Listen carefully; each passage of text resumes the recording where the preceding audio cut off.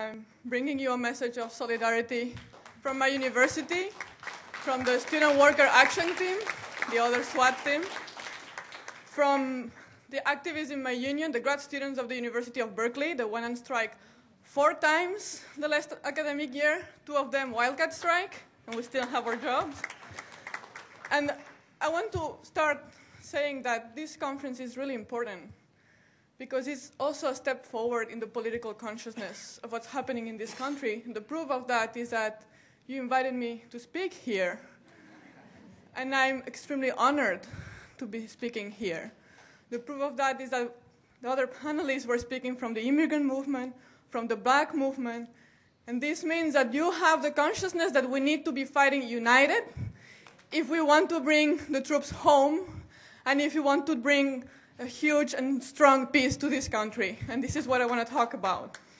I'm bringing you a message not from the intellectual heights of the grad school of the University of California, Berkeley, but I don't know if you noticed in the news things that happened.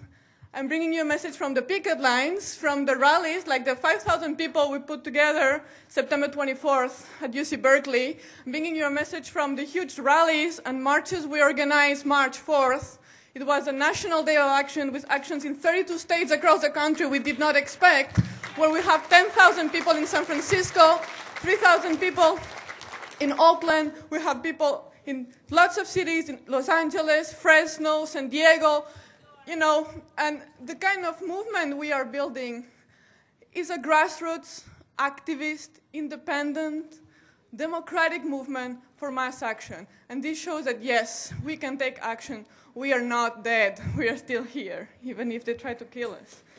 So why we're here together today? Why did I come to speak here? Why did you invite me? Of course, because our struggles are united, because our future is united. So our fight must start being united. And this unity is not the unity of mismanaged funds in our universities or in our state. It's not just a problem of priorities, even if it's a huge problem of priorities. I think we should be blind not to see in this country the billions and trillions we're spending in the war and how little money we're allocating to education, how little money we give to healthcare, how little money we give to social services. I mean, how much hospitals, schools, daycare centers, libraries, how many jobs we could create if we stop funding the war. Can somebody explain to me why we need copies to give to our students, why we need more teachers in our classrooms, why they tell us we don't have money when we have money to fund the largest war in Iraq and Afghanistan, where we have money to entertain the biggest military budget that exists in the world and has ever existed in the world, because the US spends more money in war than the 12 following countries that come after him that are supposedly a huge threat to our security. Where is the money going, and why we have to take that? And this is why March 4th, when we shut down our university at UC Berkeley, we hung out a huge banner over Sattergate that said, money for war, for jobs and education, not for war and incarceration. This is the banner we took down to Oakland. And this is the banner we took down to San Francisco, and this is why we need to fight together. But this is not just a question of money. This is not just a question of redistributing the budget. This is a question of our future. What is going to be our future? The future of our generation, the future of your generation, the future of your kids. What are we going to do? Are we going to go down in this road of death, destruction, exploitation, like lynching people like is happening in Oakland? Like, are we going to go down this road of unemployment and foreclosures? Are we going to start fighting back for peace? Are we going to start fighting back for jobs?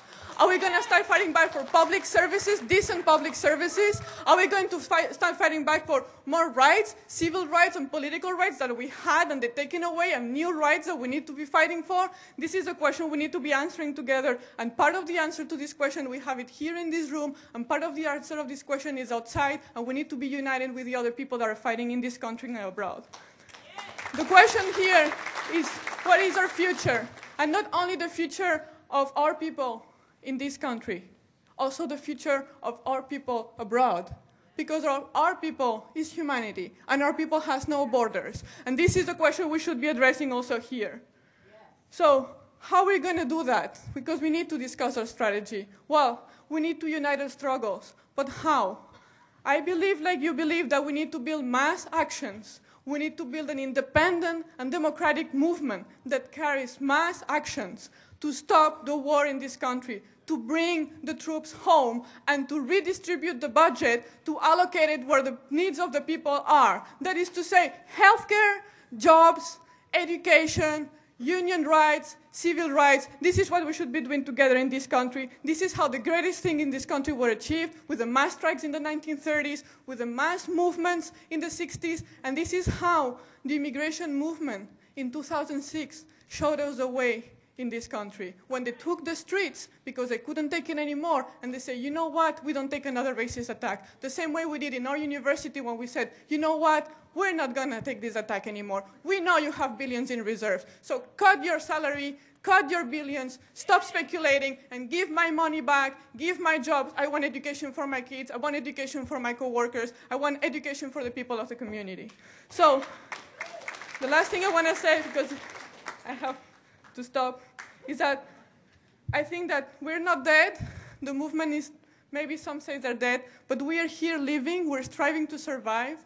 We are going to fight back, and we're going to do it together. So let's build successful actions together in the fall. There is a National Day of Action for Public Education, October 7th. Let's do our mobilizations together to stop the war, for jobs and for public education, and let's do a huge shutdown of this country in April 9th. Thank you.